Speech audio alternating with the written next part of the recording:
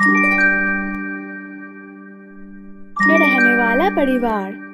किसी गांव में एक परिवार रहता था। उस परिवार में आदि नाम का एक व्यक्ति अपने परिवार के लिए दिन रात बहुत ही मेहनत करता था और अपने परिवार को खुश रखने की कोशिश करता था। आदि अपनी पत्नी अंजलि और बेटी ननकी के साथ ही रहता था।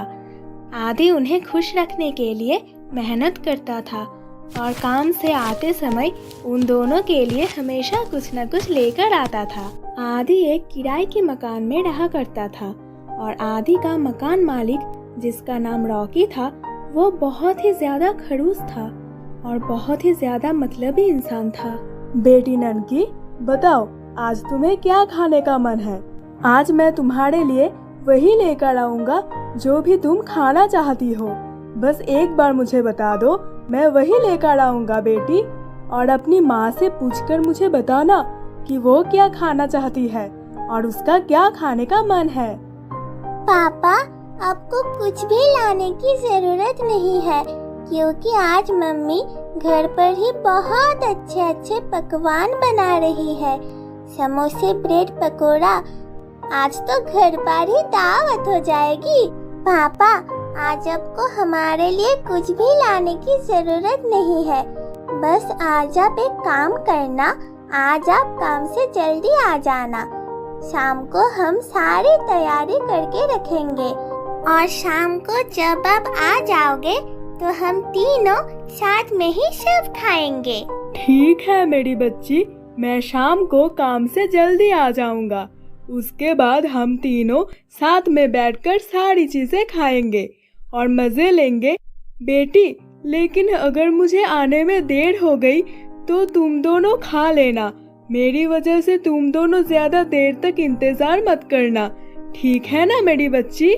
नहीं पापा, आप जब तक नहीं आओगे तब तक हम कुछ भी नहीं खाएंगे। आपका इंतजार करेंगे और जब आप आ जाओगे तो साथ में ही खाएंगे। ओ जी, मान भी जाइए ना आप अपनी बेटी की बात। सही तो कह रही है मेरी बच्ची, आपके बगैर भला हम दोनों कैसे खाना शुरू कर सकते हैं? आप हम दोनों के लिए इतनी मेहनत करते हो और अपने बारे में जरा सा भी नहीं सोचते हो, तो क्या हम दोनों भी आपके लिए इतना भी नहीं कर सकते हैं?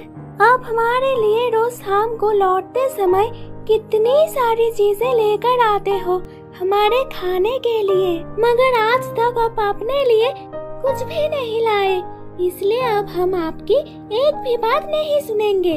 आज आपको जल्दी आना होगा बस, और हम आपके साथ ही खाएंगे। अच्छा ठीक है बाबा, गुस्सा क्यों हो रहे हो तुम दोनों? आज मैं जल्दी ही अपना काम करके शाम को जल्दी ही आ जाऊंगा बस, और उसके बाद हम खाएंगे, ठीक है ना? आदि की बात सुनकर दोनों बहुत ही ज्यादा खुश हो जाती है। फिर आदि अपने काम के लिए निकल जाता है। पर उन तीनों के बीच की बातें उनका मकान मालिक बाहर खड़ा चुपके से सुन लेता है और उनके घर में बन रहे नए नए पकवान और रोज नए नए चीज लाने की वजह से रॉकी कौन मन में कोई योजना बनाने लग जाता है। अच्छा, तो रोज रोज घर में पार्टी की जा रही है लगता है। ज्यादा ही अमीरी आ रही है, ऐसा ही बात है। तो ठीक है, शाम को आदि से बात करता हूँ। आज वैसे भी वो जल्दी आ जाएगा, उसके बाद मैं उससे बात करूँगा। और फिर धीरे धीरे दिन बीतता है और शाम हो जाती है। आदि अपने घर के लिए काम से निकल जाता है और आज वो जल्दी ही घर चला जाता है। आदि आज बहुत खुश था और घर पर उसकी पत्नी और बेटी भी खुश थी। जब तीनों खाने के लिए बैठते हैं तभी बाहर रॉकी आ जाता है और उन्हें खाने से रोक देता है और उनसे कहता है, आदि, मुझे तुमसे कुछ जरूरी बात करनी है। मालिक, आप आज यहाँ कैसे? बताइए, क्या बात करनी है आपको मुझसे? देखो आदि, मैं तुमसे ये बात करने आया हूँ कि मैं तुम्हारा कमरे का किराया बढ़ाने वाला हूँ, इसलिए अब से तुम्हें मुझे किराया बढ़ा कर ही देना पड़ेगा, समझे? क्योंकि अब सभी मकान मालिक ने अपना किराया बढ़ा दिया है और वैसे भी मेरा घर बहुत ही अच्छा और बढ़िया है, तो इसलिए इसका किराया भी ज्यादा होना चाहिए। मालिक, ये आप कैसी बातें कर रहे हो? अगर आप किराया बढ़ा देंगे तो मैं अपने घर के लिए रेशन पानी कहाँ से खरीदूंगा? और मालिक, आप कह रहे हो कि ये बहुत ही अच्छा है, मगर मालिक ये तो बहुत सारी जगह से टूट रहा है। अब कहीं ना कहीं ये झड़ता ही रहता है। मालिक, आप इसे ठीक करवाइए या नहीं करवाइए, मगर आप किराया मत बढ़ाइए।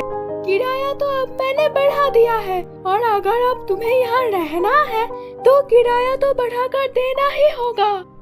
रॉकी की बात सुनकर अंजलि और ननकी भी रॉकी से बहुत हाथ जोड़कर विनती करती है, मगर रॉकी उनकी एक नहीं सुनता है और फिर वहाँ से चला जाता है। ऐसे ही कुछ महीने बीत जाते हैं। आदि किसी न किसी तरह से उस किराए की मकान में रहने के लिए बढ़ा हुआ किराया दे देता है। समय बीतता है और फिर कुछ महीने के बाद रॉकी फिर से आदि के पास जाकर उससे फिर से किराया बढ़ाने की बात बता देता है। अब उनके पास इतने पैसे नहीं होते हैं कि वो किराया दे पाए। रॉकी उन्हें धक्के मारकर घर से बाहर निकल देता है। आदि अपने परिवार के साथ यहाँ वहाँ घर तलाश करता है, मगर उन सब का किराया बहुत ही ज्यादा होता है। वो बहुत दिनों तक घर की तलाश करते हैं, पर उन्हें कहीं भी घर नहीं मिल पाता है कि तभी अंजलि कहती है, सुनो जी, अब घर तो मिल नहीं रहा है और मौसम भी बहुत खराब हो रहा है, तो क्यों ना हम इस सरकारी टॉयलेट में ही रहना शुरू कर दें। अभी तो कोई घर भी नहीं मिला है और इसे कोई इस्तेमाल भी नहीं करता है, इसलिए मेरी मानो तो यही रुकना सही होगा। अंजलि की बात को मानकर वो इस सरकारी टॉयलेट में रहना शुरू कर देते हैं। वो अपना सारा सामान उस छोटे से टॉयलेट में रख लेते हैं और वहीं पर अपना रहना खाना पीना शुरू कर देते हैं। वो बहुत ही छोटा सा टॉयलेट होता है, उनमें उनका जीवन बहुत ही मुश्किल से गुजर रहा होता है। अभी मौसम बिगड़ जाने की वजह से वहाँ पानी भरने लग जाता है और गंदगी बाहर आने लगती है। ऐसे में आदि और ननकी की हालत बिगड़ जाती है और उनकी तबीयत खराब हो जाती है। बेटी ननकी, तुम्हारा बदन तो बहुत तेज पक रहा है और तुम्हारे पापा की भी तबीयत बहुत खराब है। तुम दोनों को जल्दी से जल्दी डॉक्टर के पास लेकर जाना होगा। वो उस गांव में डॉक्टर की तलाश करती है, मगर उसे कहीं भी डॉक्टर नहीं मिलता है। दोनों की तबीयत बहुत खराब हो जाती है। इसी दिन गांव में एक सरकारी ऑफिसर गांव का मुआयना करने के लिए आते हैं और जब उन्हें पता चलता है कि आदि का परिवार कैसे एक टॉयलेट में अपना गुजारा कर रहे हैं, उन्हें बहुत बुरा लगता है और वो फौरन ही गांव में उनके लिए घर बनवाने का आदेश देते हैं और गांव में एक अस्पताल की भी सुविधा करवाते हैं। आपका बहुत बहुत शुक्रिया सर, आपने हमारे लिए इतना कुछ किया, हमको एक घर बनवा दिया और फिर मेरे पति और मेरी बेटी कभी अच्छे डॉक्टर से इलाज करवाया। और मैं तो बिल्कुल उम्मीद खो चुकी थी कि अब तो हमें ऐसे ही घुट घुट कर अपनी जिंदगी जीना पड़ेगा, मगर सर आपने हमारे लिए जो किया उसके बाद से आप मेरे लिए किसी भगवान से कम नहीं है। नहीं बहन, ये तुम कैसी बातें कर रहे हो? सरकार जनता के ही तो है, और अगर सरकार हो जनता की देखभाल नहीं करेंगे तो सरकार बनेगी कैसे?